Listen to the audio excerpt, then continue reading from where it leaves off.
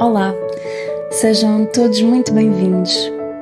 Este é um lugar de reflexões e conversas descontraídas, onde com um pouco de sorte e presença seremos agraciados com momentos de inspiração, profundidade, simplicidade, leveza, sabedoria, alegria. Abrimos, pois, assim este espaço sagrado como filhos da consciência, onde damos as mãos para sentir mais, para amar mais. Não leves, porém, daqui nada muito a sério, porque é brincar e na própria autoindagação que os tesouros se vão desvelando. Que as nossas almas se reúnam, que o fogo nos aqueça e o espírito nos deslumbre. Que cantemos em prazer esta arte que é viver. Olá a todos, a todas, sejam muito bem-vindos. Hoje tenho aqui o prazer de ter à conversa connosco uma pessoa que eu admiro tanto e estou super feliz de o ter aqui connosco. Então, ele é astrólogo, é professor de astrologia, é palestrante, terapeuta transpessoal e talvez a encabeçar tudo isso é um grande canal, é um grande curador. Não sei se posso dizer estás isto. Estás a comover, é um dom que tu tens. Estás-me a comover, não sei de quem falas, mas seja quem for, já envolve numa bolha de amor e de compaixão, seja lá o que isso for. Não sei se posso dizer isto, mas talvez um grande líder espiritual. Então, Nuno Michaels, muito, muito obrigada por estares aqui. Marta, obrigado eu por me abrires este espaço e este tempo. Eu estou aqui com muito prazer, não sei ao que venho, mas contigo há de ser bom, de certeza. Olha, Nuno, para começarmos aqui a tecer e a desvendar por uma das tantas portas possíveis contigo, contextualiza-nos um bocadinho do teu percurso, não é? Da tua história, da tua biografia, da tua síntese atual, não é? Que está sempre em constante. Marta, é fácil, é assim. Nasci desadaptado, vivi a sofrer até perceber porquê e depois resolveu-se e agora está tudo bem, obrigado. Olha, do aspecto não me queixo. Nasci desadaptado. Explica-nos um bocadinho o que é isso, nascer desadaptado. Bom, poderia explicar isso de muitas maneiras. Vamos ver qual é a mais espontânea que surge. Eu diria, Marta, que quando dei por mim a observar o que as pessoas chamavam a realidade, ou o que nós chamamos de realidade, quando dei por mim a observar aquilo a que sempre fui muito sensível, as correntes subtis, as dinâmicas não ditas, os franzires de olhos, os esforços, a mentira, à volta, a sensação foi que há qualquer coisa aqui que não bate certo. Porquê é que os adultos vivem em mentira? Porquê é que aqui embaixo, neste sítio, se vive uma forma tão polida? Eu não me revejo muito nisto. Pronto. Então, de alguma maneira, tirem-me daqui. Não é? Eu quero voltar para casa, eu caí aqui de paraquedas, eu só de certeza que eu escolhi mal no catálogo do Clube Med. O que é que eu estou a fazer aqui durante muito tempo? Entre a incompreensão e o senso de não identificação com isto aqui à volta, fez com que eu, por um lado, me fechasse e defendesse e protegesse e me escondesse dentro de mim próprio e ao mesmo tempo começasse a ir mais para dentro, ou seja, como diríamos, com o desenvolvimento de um tipo, vou dizer, mais introvertido, não é? Tornei-me um introvertido, portanto passei a viver escondido dentro de mim próprio, a observar e a aprender, mas durante muitos anos, sem ser capaz de encontrar um propósito ou uma relação entre a minha existência e o meu ambiente. O que me levou a procurar respostas que já que não vinham nem de fora, nem da frente, nem dos outros, comecei a procurar respostas outras. Então, lembro-me perfeitamente, com 13, 14 anos, lia livros de quiromancia, de leitura dos mãos, folhas de chá, de espiritismo, ia a médiuns, comecei a consultar médias com 15 anos, começaram a falar de mediunidade, de caixa aberta, de sensibilidade espiritual. Tive um percurso de anos em que andei à procura de Deus e de transcendência no fundo dos copos de absinto, nas noites perdidas no bairro alto, nas noites perdidas na procura desenfreada, ainda por cima potenciada pelas hormonas, não é? De me perder, de encontrar qualquer coisa, quer dizer, provavelmente todas estas são formas de Deus, mas que durante uma fase da minha vida se poderia traduzir à lente daquilo que é a nossa cultura como um bocado perdido, um bocado à nora, um bocado à toa. No entanto, sempre tendo tido a capacidade de ir cumprindo com as minhas responsabilidades. Ou seja, desde que eu apresentasse resultados à academia, em casa, aos outros, no fundo, desde que eu albardasse o burro à vontade deles, desde que não me chateassem cumprir isso, eu tinha reservado alguma liberdade interior ou pessoal para me mover no meu próprio mundo e fazer as minhas próprias pesquisas e buscas, e sempre fui movido por uma inquietação, por uma desadaptação e por uma falta de compreensão. Porque basicamente é isto, sendo peixe e aderindo ao drama de ser peixe, é o mundo fere-me na minha sensibilidade e o mundo desaponta-me nas minhas expectativas.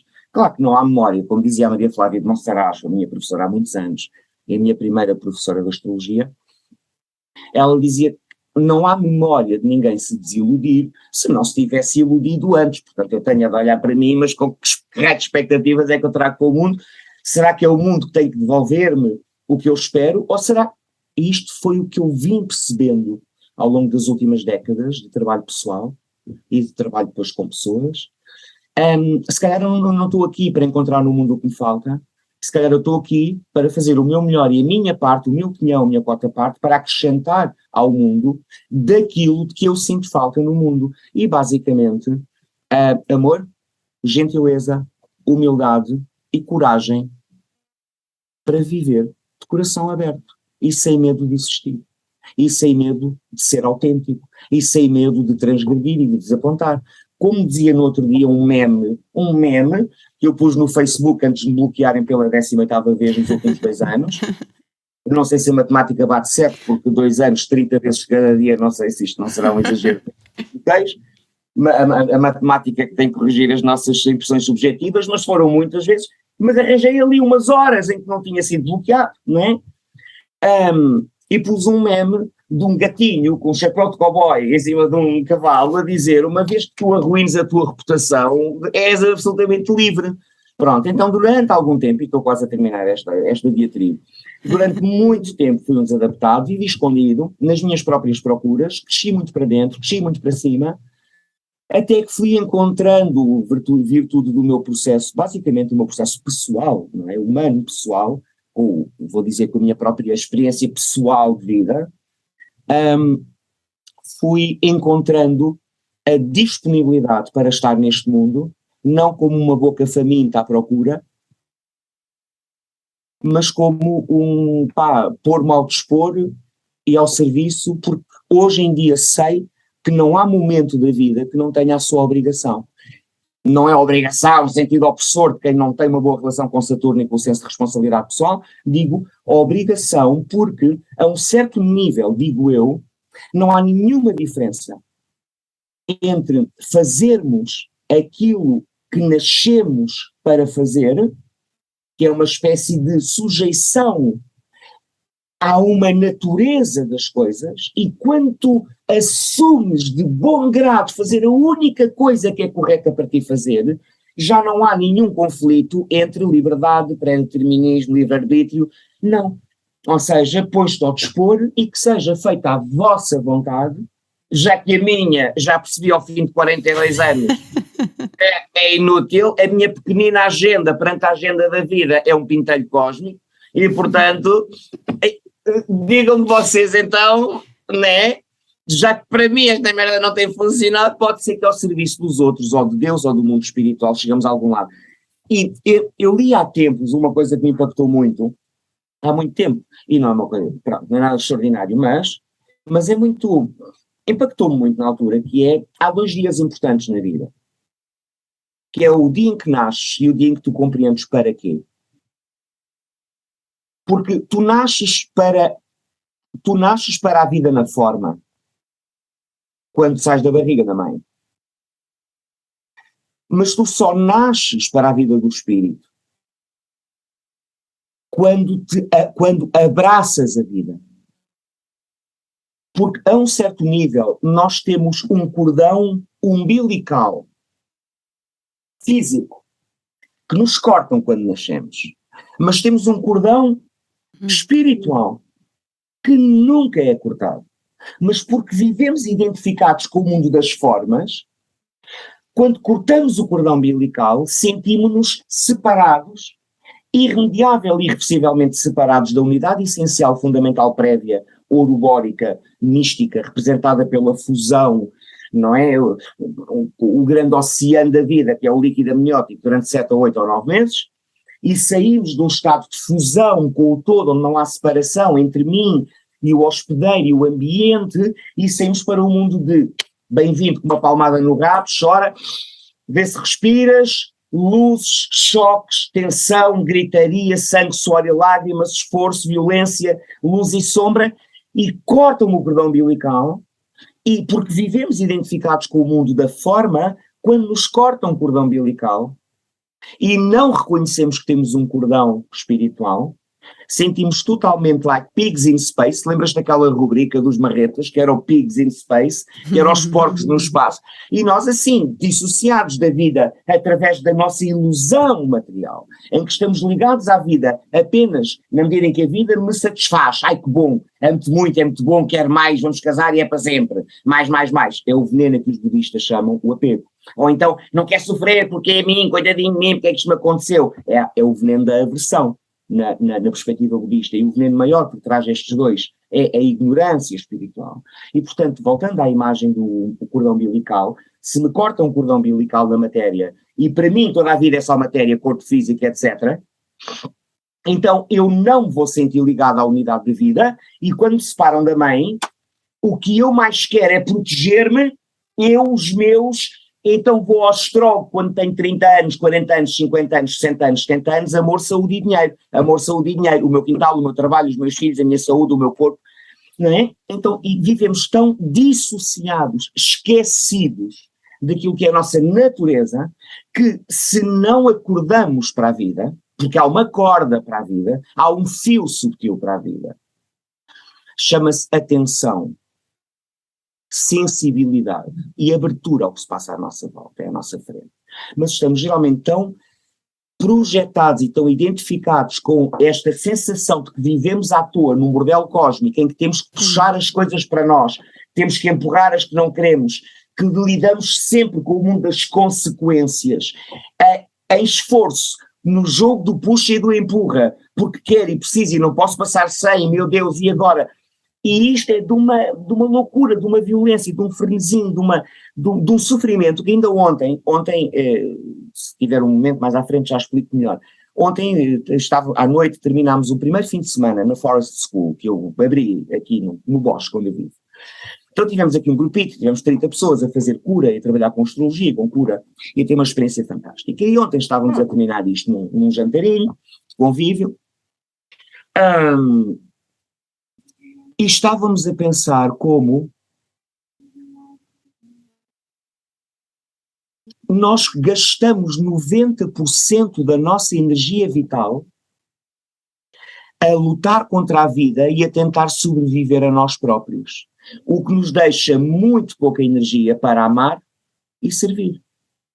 Há muitos anos houve um senhor chamado Sigismund Freud, ou Sigmund Freud, também conhecido como Shlomo, era o seu petit nome, nasceu em 1856, em Freiburg, um senhor chamado Freud, e que mudou para sempre a compreensão do ser humano sobre si próprio. Aliás, a imagem do que antes disso Copérnico tinha também mudado. E talvez um pouco antes de Freud, o Darwin também mudou. foram 3 grandes machadadas, eu estava a falar de Freud, no egoísmo e na cegueira do homem. Primeiro, Copérnico tirou a Terra do centro do universo e pôs o fogo, pôs o sol, contra a Santa Madre Igreja, não é? Por isso, os seus seguidores do modelo coperniciano, ou heliocêntrico, eram detratores da cultura vigente e da religião e do paradigma. E, portanto, quando um homem diz, não, nós não somos o centro do universo, nós orbitamos ao redor de outra coisa, ou como mais tarde viria a dizer o Galileu no Tribunal de Inquisição, quando teve que dizer publicamente, eu estava errado ao dizer que a Terra andava à volta do Sol, e entre dentes dizia, é por se move, e no entanto move-se. Isto é uma primeira grande machadada no ego do homem. Nós não somos o centro do universo. Depois veio o darwinismo falar da teoria da evolução das espécies e da evolução dos mais fortes. E de repente então já não somos fruto da criação espontânea de Adão e Eva, feitos por Deus diretamente, evoluímos dos macacos e partilhamos 99% do ADN com eles. Ok. Na prática somos macacos com um bocadinho mais de capacidade cerebral. Não sei se é efetiva, mas definitiva, e estou a ser irónico, um bocadinho, não é? Provocador. E depois houve a grande, portanto, deixamos de ser o centro, deixamos de ser criados por Deus, e depois veio o Freud, no início de 1900 e troca ao passo, quando ele escreveu a Interpretação dos Sonhos, em 1907, ou por aí, e ele vem dizer, não, nós não decidimos conscientemente o que fazemos. A única coisa que nós fazemos é nós justificamos racionalmente aquilo que fizemos inconscientemente motivados. Ou seja, a nossa inteligência não serve para nada a não ser para justificar e tentarmos sobreviver às nossas próprias compulsões e funcionamento inconsciente. De tal maneira que depois de 3 machadadas, em que o homem não é o centro, o homem não é filho de Deus e o homem nem sequer é consciente do que o move, isto tem-nos aproximado de uma visão um bocadinho mais realista, em que compreendemos que o homem, sem Deus, sem o fogo no centro da vida, sem transcendência e sem compreender que cumpre ao espírito trazer à Terra, não cumpre à Terra e levar-nos à dimensão do espírito. É por isso que nós estamos a viver a crise e o colapso da nossa civilização, é o que nós estamos a viver. Porque de repente temos os cientistas e os políticos e os farmacêuticos, toda a gente armados em Deus, o homem de repente está a querer tomar o lugar de Deus, não é? Uma humanidade infantilizada que ainda vive na era de peixes, substituiu a igreja pela farmácia, ou pelos governos, ou pela economia. Não é à toa que a nota de dólar diz In God we trust, mas quem lá está é a fotografia do George Washington, não é? E, portanto, quando o homem se endeusa, esquece tudo e torna-se impotente. E quando se torna impotente, torna-se prepotente. E quando se torna prepotente, torna-se sobrevivente. E quando se torna sobrevivente, torna-se um cancro para a sociedade. Deixa-me pegar nessa linha, Nuno. Da prepotência, não é? E do tanto que tu já nos ofereceste. Não é? Pré-potência. Se eu não... Um dos maiores psicanalistas portugueses, o António Coimbra de Matos, o professor António Coimbra de Matos, era professor no ISPA. E eu formei-me em psicologia não no ISPA, mas no Algarve, na Universidade do Algarve, e tive namoradas e amigos e clientes que estudaram no ISPA e tiveram a bênção, a graça de estudar com um destes homens, com este em particular, o António Coimbra de Matos. E uma das coisas que o Coimbra de Matos dizia sempre é quem puxa dos galões é porque não tem colhões. Assim como dizia uma outra coisa, que é mãe que não fode a cabeça aos filhos. Juntamos estas duas coisas. Quando uma pessoa é profundamente infeliz, porque ainda não acordou para a vida, é natural que em vez de procurar viver o amor, procure poder, porque vive no medo. E olha à tua volta, querida Marta, e o que tu tens é a sociedade, o que tu tens na sociedade, tens o reflexo de um número de gente assustada, muito motivada para ter poder, e gente demasiado assustada para viver à altura do seu próprio coração, da sua própria ética, da sua própria dignidade, e, portanto, demitem-se e deixam-se comandar como cordeiros imbecis e dóceis. Há estudos sobre o conformismo, há estudos sobre o conformismo à autoridade, há estudos sobre o masoquismo, há estudos sobre... Há livros incríveis que eu tenho recomendado que as pessoas leiam nos últimos anos, coisas como, por exemplo, A Traição do Eu, do Arno Gruen, ou os falsos gurus, falsos líderes, os falsos deuses, os falsos deuses. Há uma data de maneiras de, através da sociologia, da filosofia, da antropologia, de certa maneira, chegarmos às mesmas conclusões, ou dizermos por palavras diferentes, ou através de modelos diferentes, a mesma coisa que eu estou a dizer, é que a nossa condição atual é uma crise civilizacional baseada no esquecimento do que faz do homem homem. O que faz do homem homem é ser um intermediário e hierofante entre o divino e a matéria e a terra, entre o pai e a mãe. Simbolicamente, o I Ching diz: o receptivo capta a potência do criativo e transforma-o. Isto é a base da sabedoria milenar taoísta, com 4.000 anos. O receptivo capta a potência do criativo. Isto é como as abelhas e os passarinhos e como os bebés nascem, não é? É quando o receptivo capta a potência do criativo e o transforma, e lhe dá forma. Da mesma maneira que vamos dizer, no nível biológico, um corpo feminino é inseminado por uma semente masculina, sem a qual não seria inseminado, mas semente sem o qual receptáculo, colo, útero, ventre, calor, forma, apoio, suporte gestacional, provisional, um sem o outro não criam nada, mas quando o receptivo capta a potência do criativo, dá-se nova vida. Ora, era essa a pergunta que eu te ia colocar. Dá-me 2 minutos só para discorrer sobre isto, porque quando começo a falar, eu não sei para onde é que isto vai, porque eu não tenho nenhum plano, nem estou no controle do que estou a dizer. Relaxa os esfíncteres e deixo que a coisa venha. Eu próprio também estou curioso para ver o que é que vem daqui, onde é que isto vai ter e onde é que eu me vou perder eventualmente no caminho. Então, esta noção do receptivo significa que perante a vida, um ser humano consciente tem que estar receptivo ao que vem de cima para poder impregnar o que está à volta e em baixo, com as impressões psíquicas, com a sabedoria, com a luz, com a informação, porque luz, energia, informação, oxigênio é tudo a mesma coisa. E nós somos dínamos energéticos, de energia e de consciência e de vitalidade. Esta vitalidade tem um plano muito rápido, que é o plano do fogo, é o espírito em nós, é a energia em plasma, é o movimento, é a subtileza, é o que nos mantém quentes, é o que mantém a energia... É o que mantém a energia a funcionar, a vibrar, é a vitalidade, é o prana, é o ki, é o chi, a energia vital é o fogo, mas também vibramos como ar, inteligência, palavra, som, conceito, vibramos como água e memória, sensibilidade, emoção, não é? E vibramos como terra, porque temos um corpo físico que interage com coisas do plano físico e, portanto, também temos que ser operacionais no mundo cá de baixo.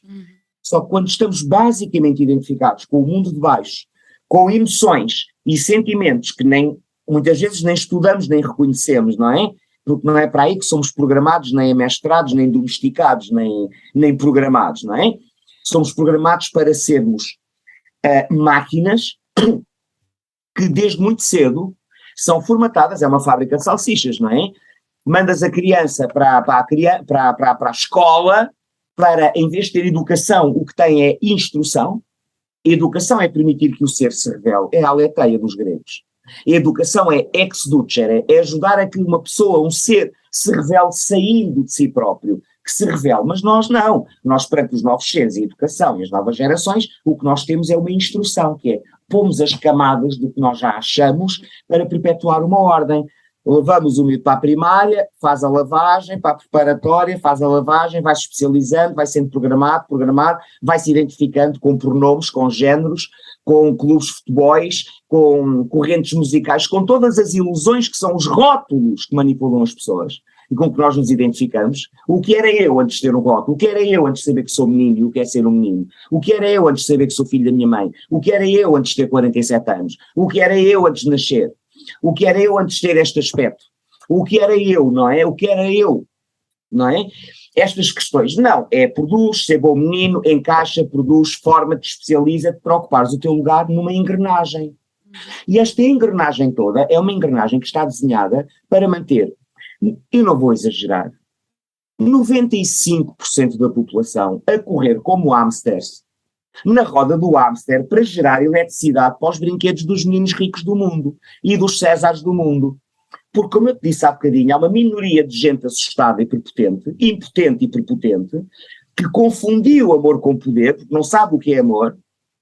Portanto, a única coisa que podem tentar obter na vida é poder, e este poder torna-se violento e destrutivo se tu estás separado da vida e do mundo, e se a única coisa que te liga aos outros é o teu desejo de ser preenchido, ou o teu desejo de ser frustrado, não é? É como o mundo psíquico do bebê. Tens fome, a mamãe tem maminha, tu amas a mamãe. Tu tens fome, a mamãe não dá maminha, tu odeias aquela bruxa. E por volta dos 6 meses de idade, de acordo com a Melanie Klein, que estudou a psicanálise infantil, nós temos de começar a resolver esta questão de se me fazem bem é perfeito, se me fazem mal é horrível, porque isto é o funcionamento psíquico de um bebê de 7 meses. E, no entanto, esta humanidade é feita destes adultos infantilizados, tolhidos de dores que não curaram, rodeados de um Deus que não reconhecem, fechados no seu sofrimento, usando o desejo, a força, o hard will, eu tenho que conseguir, eu tenho que ser alguém, eu vou conquistar, eu tenho que chegar, eu tenho que obter, eu não posso passar sem, toda a gente tem 15 minutos de glória, eu preciso dos meus e vou sacrificar a minha vida, vou dar o cu e 10 questões e a ética para ser alguém, para ser boa pessoa, para ser aceite, para ser amado, para ser reconhecido ou para ter poder.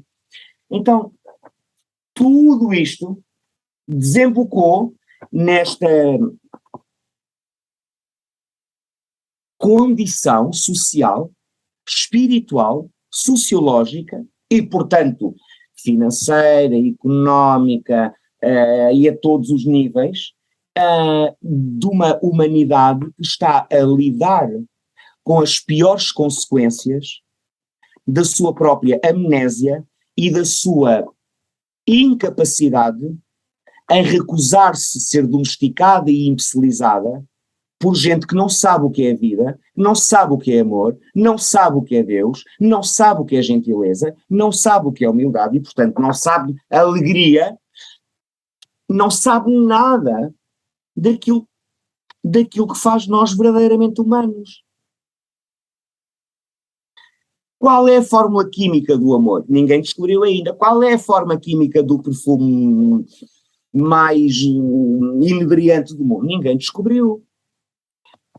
Como é que se programa um computador para fazer poesia? Como é que se lhe sugere os temas para um poema?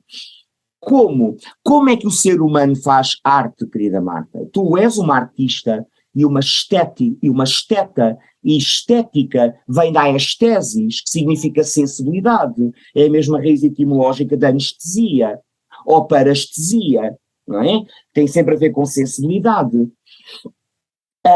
Como é que nós fazemos arte? Como é que nós fazemos beleza? Como é que nós abrimos o coração? Eu digo-te, a resposta é comum e transversal a tudo, através da graça e da humildade com que aceitamos enfrentar o facto de que grande parte da vida humana é dor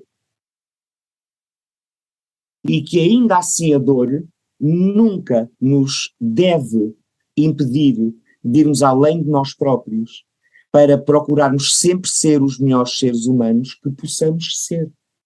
Como dizia a Madre Teresa de Calcutá, não é que eu a tenha como deusa, não há humanos que não sejam humanos, mas cada um de nós, se se cumpre, traz-nos um aspecto diferente da sabedoria humana, eterna, E se não se cumpre, é só mais um imbecil que é uma réplica social, é só mais um artefacto cultural. Há uns anos perguntaram ao Mahatma Gandhi, ou ao Mohandas Karamchand Gandhi, o libertador da Índia, perguntaram o que é que ele achava da civilização ocidental, e ele disse, eu acho que seria uma bela ideia, se existir uma eu acho muito bem, não é?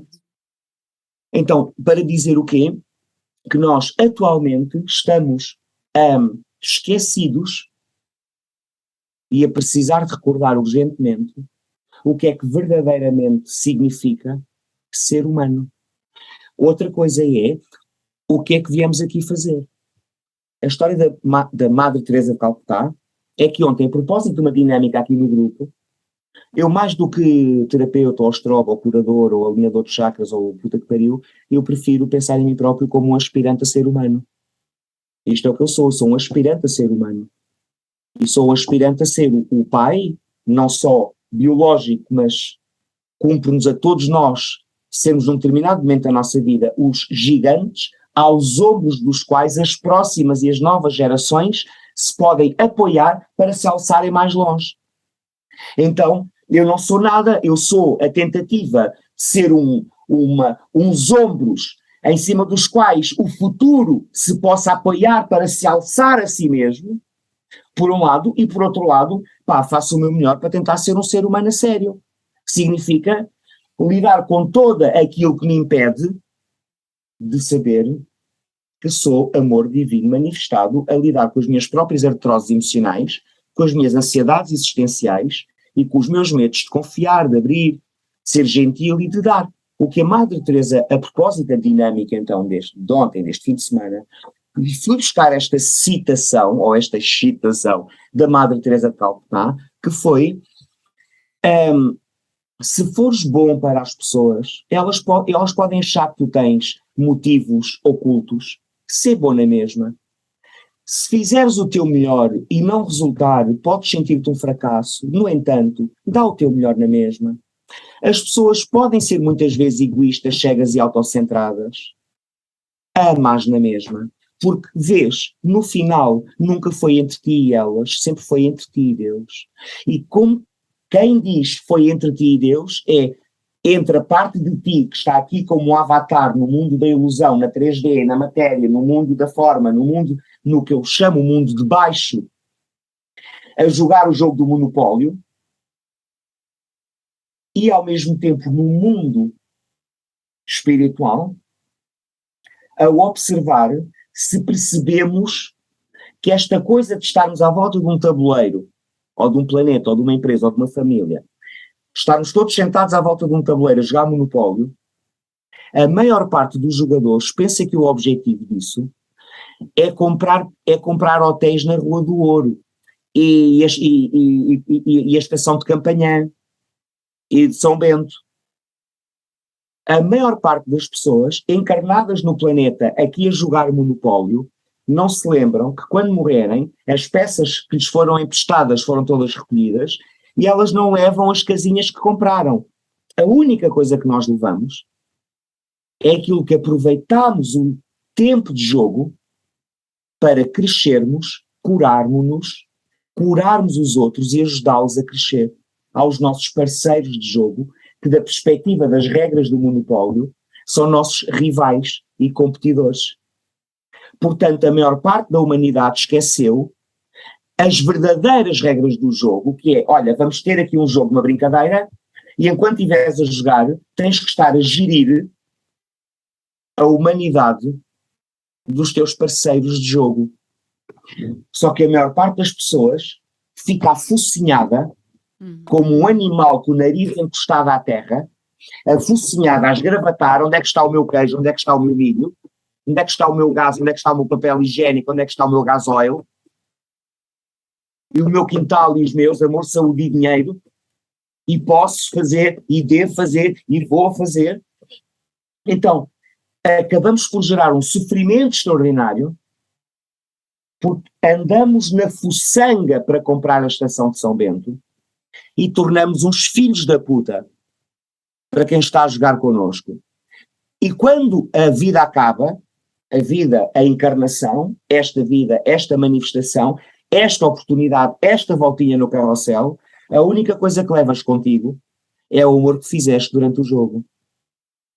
E há uns anos morreu um dos riquíssimos, o JP Morgan talvez, ou o JP Morgan, ou assim um riquíssimo, um estadunidense riquíssimo. Não tenho a certeza, talvez não tenho a certeza, um Rockefeller, um Morgan, alguém, não tenho isto presente, não é o importante. Então no fim, com a morte dele, que era o homem mais rico dos Estados Unidos na altura, convocaram uma conferência de imprensa e estavam lá os advogados dele.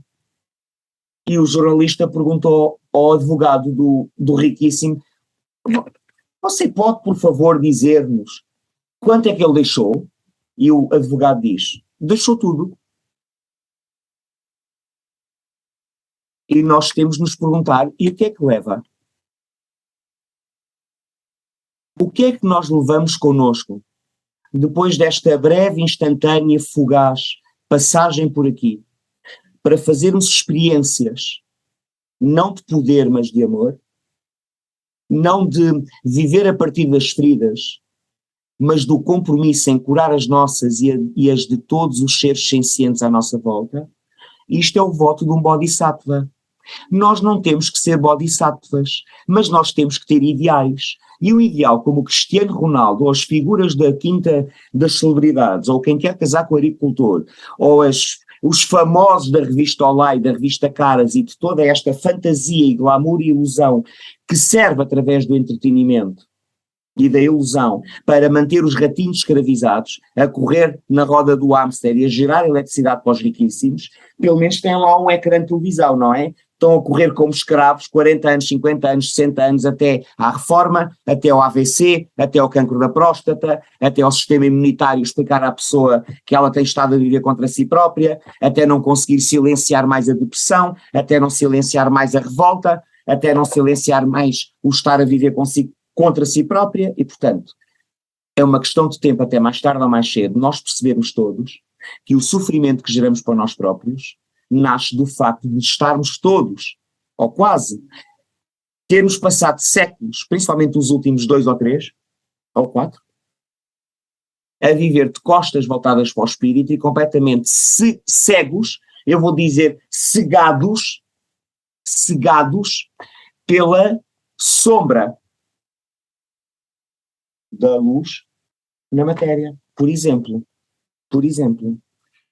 isto é uma visão simbólica da vida, porque se não temos uma visão simbólica da vida não vamos compreender nada. Vou dar um exemplo. Imagina que eu nasço, sou uma menina, e nasço com um pai ausente, ou que aos meus 5 anos morre, ou que vai viver com a amante, ou que sai para comprar cigarros e depois desaparece e nunca mais aparece. E eu, menina de 5 anos, tenho um pai que me desaparece. Vou andar a vida toda à procura de um pai e vou-me casar com o meu pai várias vezes. E estes pais todos com quem eu me vou casar, um é o João, outro é o Jorge, outro é o Zé Maria, outro é o da Francisco, outro é o Daniel, uns têm bigode, outros têm os tomates grandes, outros têm os tomates depilados, outros têm 1,80 m, outros têm olhos verdes, mas é tudo variações do meu pai, não é? Porque há um amor ferido que não foi curado, eu não olho para dentro, eu ando à procura do príncipe encantado, não é? E depois, sistematicamente, porque o único arquétipo masculino que eu conheço é o do pai que desapareceu, que não está e com o qual não posso contar, todos os homens da minha vida vão ser indisponíveis, alcoólicos, escapistas, traidores, Dom Juans, sedutores, indisponíveis, casados, com vidas duplas, camaleões ou pueriternos que nunca vão crescer, porque é o único arquétipo masculino que eu conheço. Eu ando à procura do amor do pai em todos os bêbados e marinheiros e embarcadiços e como é que se dizem aqueles que andam nos aviões, que ainda andam nos aviões, os pilotos, os comandantes, a malta que voa, os hospedeiros de bordo, etc. E portanto eu vou viver a vida toda na ilusão exterior, a achar que tenho muito azar com os homens, porque não percebo que todas as oportunidades que me aparecem são oportunidades de olhar para dentro e perceber porque é que eu estou a gerar aquele sofrimento para mim mesmo. Mas como é que as pessoas lidam com isto? As pessoas tentam não desistir de encontrar o Mr. Perfect. E vão forçando, e vão forçando, e vão forçando, e vão-se desapontando, e vão-se envelhecendo, e vão cristalizando. Olha, Marta, partilha de um homem de quase 50 anos. Recentemente abri perfil no Tinder. Porque como a minha vida é trabalho, serviço, serviço, serviço, eu não conheço gente que não seja basicamente em consultas, em cursos, em círculos de cura. Primeiro contacto que tive no Tinder foi uma mulher que nem sequer era um interesse, uma candidata romântica, nada, foi uma mulher a passar por um grande processo de transformação que eu encaminhei, a que eu orientei e disse, foda-se, até no Tinder estou ao serviço, mano. Mas não era isto que eu queria dizer, ao fim de passares por 20 ou 30 ou 40 ou 50 perfis de mulheres na minha faixa etária mais ou menos, a única coisa que te apetece é dizer àquelas mulheres, eu lamento que tenhas sofrido tanto e tantas vezes ao longo da vida da tua própria ignorância, mas tu não és responsável por isso, isto é uma criação coletiva e cultural. Porque o que tu vês na cara das pessoas com 50 anos hoje em dia, tu sabes o que tu vês na cara das pessoas com quase 50 anos hoje em dia. Se não há espírito, a vida é uma luta e não é uma experiência gloriosa. Não é uma experiência de sermos seres humanos, seres espirituais a fazermos experiências humanas. Quando muito, e hoje em dia, é sermos seres espirituais a fazermos experiências genéticas uns nos outros, não é? Quando muito. E isso, enfim, é a garantia para mim de que isto vai mudar e de que isto está prestes a mudar. Assim que Plutão faça o seu primeiro sniff cheirinho a aquário, em março, abril de 2023, o poder sai do crime institucionalizado, que é onde ele tem estado nas últimas décadas, e vai passar para as pessoas. A questão é, se as pessoas não vão acordando, entretanto, para o que está a ter lugar no mundo, que é a maior batalha espiritual que vivemos até hoje, se as pessoas não acordam, não podem preparar-se, não podem reconhecer-se, não podem identificar-se, não podem criar rede, não podem criar comunidade, não podem desenvolver laços de fraternidade, de fratria, de cooperação, de boa vontade, não podem associar-se e, portanto, cada um de nós, por muito consciente, humano, altruísta, gentil que seja, se não tiver simultaneamente o poder da comunidade, o poder da tribo e dos like-minded spirits e dos kindred spirits, qualquer dia estamos todos coletivamente ligados individualmente ao computador central e chipados e acabou-se a possibilidade de haver humanidade. Porque uns senhores muito infelizes, com relações muito difíceis com a sua mãezinha, decidiram, para se compensar das feridas de infância, precisavam de dominar o mundo. E por mais poder que tenham, eles nunca vão saber o que é o amor. E isto é motivo para nós de compaixão e de reconhecermos a que é que de nós aquele medo e aquela prepotência corresponde. Porque eu não tenho nada na sociedade com que esteja a lidar que não seja, mais uma vez, expressão do psiquismo para o qual eu tenho de olhar. Talvez se fosse por isso, não sei quanto tempo temos, não sei se temos muito mais, eu não tenho muito mais, pelo menos agora, podemos sempre fazer um take 2, quando Mercúrio está retrógrado temos sempre que fazer as coisas duas vezes. Mas, bom, vou calar um instante e também dar-te algum espaço, é o teu podcast e eu ainda não me calei, isto é um inferno, vês no que tu meteste, Marta. Bom, olha, é isto, verdade, eu acho que passei a imagem essencial do que queria e da minha perspectiva, o que é que andamos aqui a fazer ou a poder fazer. Se quisermos foste o timoneiro que és sempre, não é? O timoneiro que nos desperta. A história é esta, para a verdade. Ou acordamos e nos dedicamos a criar um novo mundo em amor e fraternidade e entreajuda. Quando estou num círculo de cura, quando estou num trabalho, num retiro, e as pessoas acedem à sua própria humanidade, porque de repente se sentem vistas num lugar seguro, com alegria e fogo, entusiasmo, então é que se foda, não há problema, parece que de repente já tenho permissão para voltar a sentir e a ser, e quando isto acontece, eu observo isto, acontecem milagres, porque a humanidade só está a precisar de voltar a ser recordada do que é ser humano. E o que é sermos recordados do que é ser humano? É como se fôssemos umas brasas, perdão, quase apagadas, e de repente passa um vento e aquela merda aviva toda e nunca mais se apaga.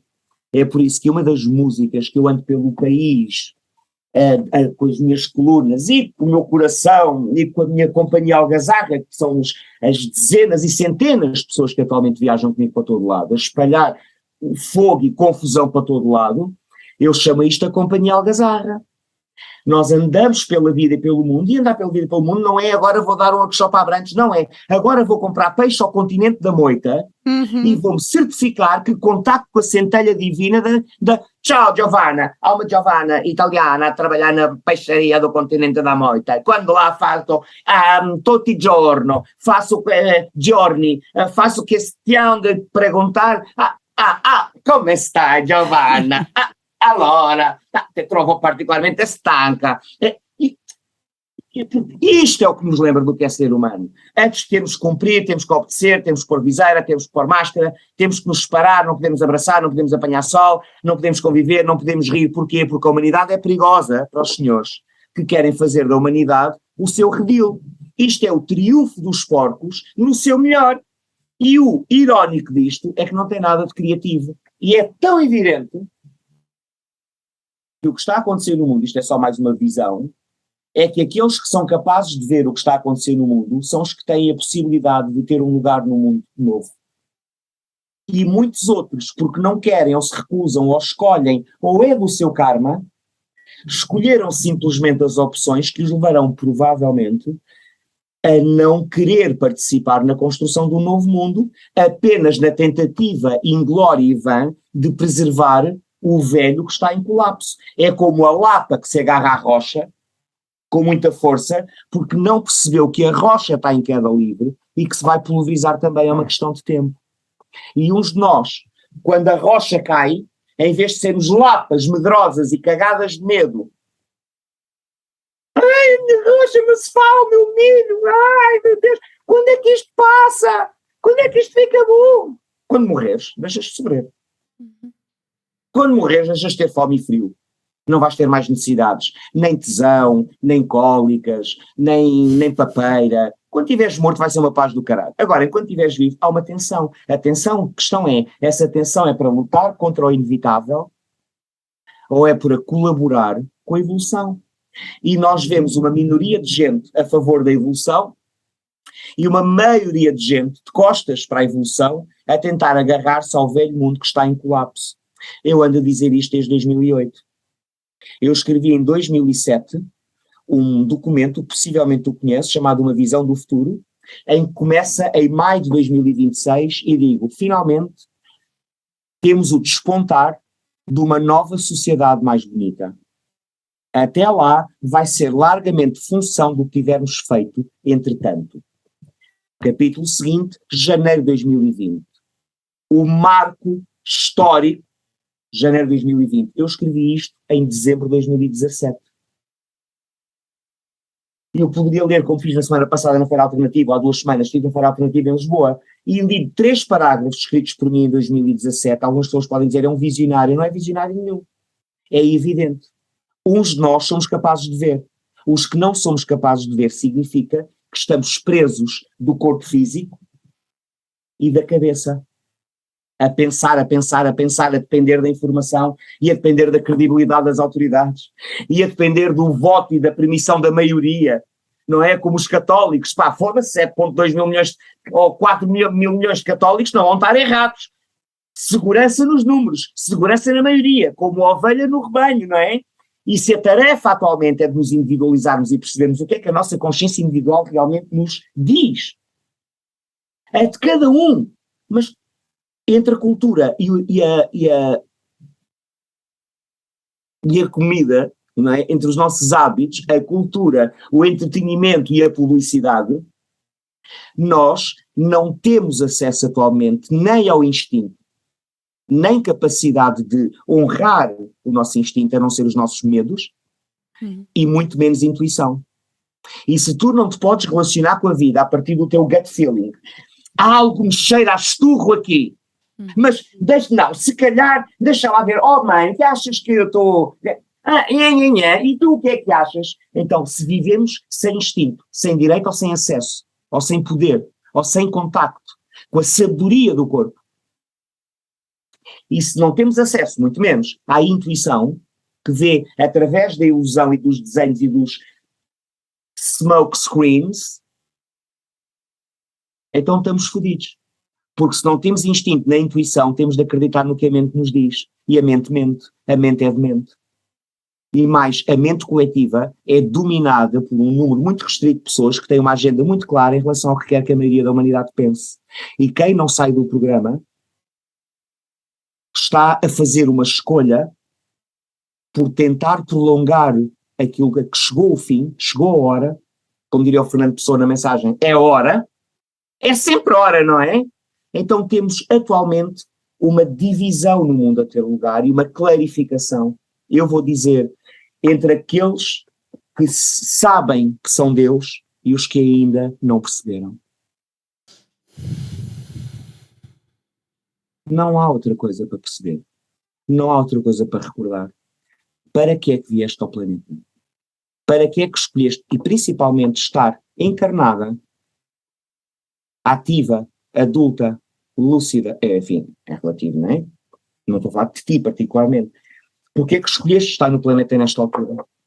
Porque é que escolheste ser adulto, precisamente na altura em que a humanidade enfrentava um dos seus desafios maiores, que é a possibilidade de ser completamente ligada a um computador central e, portanto, vivermos o lado pesadelo de Aquário.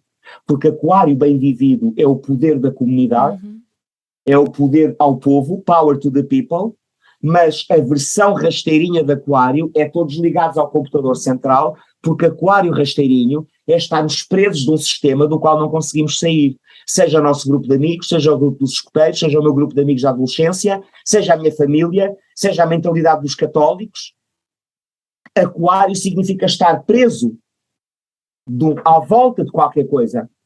Mas ou estamos presos à volta da nossa consciência, que é o coração, ou estamos presos à volta de uma ideia bizarra, ou das necessidades do grupo, ou de uma verdade alheia. E, portanto, ou vamos estar todos ligados à máquina, à inteligência artificial, ou vamos estar ligados à inteligência real. E a inteligência real é Deus. O único poder real é Deus. O único amor real é o de Deus. Não é o romancinho das telenovelas mexicanas, brasileiras e portuguesas a imitar os brasileiros. Não é o romance da Bianca nem das revistas cor-de-rosa, das Olás e da vida. Nós somos escravos, temos sido escravos de um sistema que nos programa desde muito antes do nascimento, porque já começou a programar os nossos avós, e como nós não podemos explicar o que é o inverno a um mosquito que dura 3 semanas e que nasce no verão, é escusado estar a tentar, a quem não percebe, é escusado estar a tentar explicar ao mosquito que vive no verão 3 semanas o que é o inverno. O melhor que podemos fazer é manter a compreensão, se nós conhecemos o que é o inverno, e respeitar o mosquito na sua vida breve. Na prática, o que é que isto quer dizer? Que o nosso desafio atualmente é mantermos a nossa consciência para que ela irradie para quem tenha de irradiar, mas acima de tudo para que nos possamos reconhecer e identificar uns aos outros. Porque do meio da grande massa e do grande caos que aí vem, e que temos estado a viver, porque não vai ficar mais fácil nem imediato. Em 2026, começaremos a ter uma sociedade mais bonita e até lá depende do que tivermos feito até lá. Então, aqui temos o homem numa bifurcação. O homem perante os falsos deuses da mente ou o homem perante o reencontro com a sua origem e com a sua fonte e com o propósito de virmos a este planeta durante 20, 30, 40, 50, 60, 70 anos, sofrer e ter que intermediar sempre o dentro e o fora, o acima e o abaixo, o futuro e o passado, a mãe e o pai, os antepassados e os descendentes, os sonhos e as possibilidades, o que me pagam para fazer e o que realmente eu quero, e temos que estar sempre a gerir, por isso digo que somos hierofantes. No simbolismo do Senhor Jesus, o Cristo, é a cruz. Eu tenho que gerir a minha relação com o Pai no mundo da minha relação com os homens. Para terminar, por agora, porque isto não tem fim, meu amor, e obrigado por isto. e pela tua capacidade de suster o espaço e o tempo e a energia. Obrigado por isso, Marta, eu reconheço isso. Fez muita diferença para mim hoje e para toda a gente, portanto, obrigado por isso, reconheço-te e agradeço por isso. Perdi-me com a manifestação da... Ias a dizer, e para terminar? Pois, exatamente, e para terminar é a peixe. Para terminar, não sei, isto não tem fim, seja como for. Perdi o fio ao raciocínio, não é importante. Não é importante. Se fosse importante manifestar-se-ia. Não me lembro mesmo, não sei, deixem-me por aqui.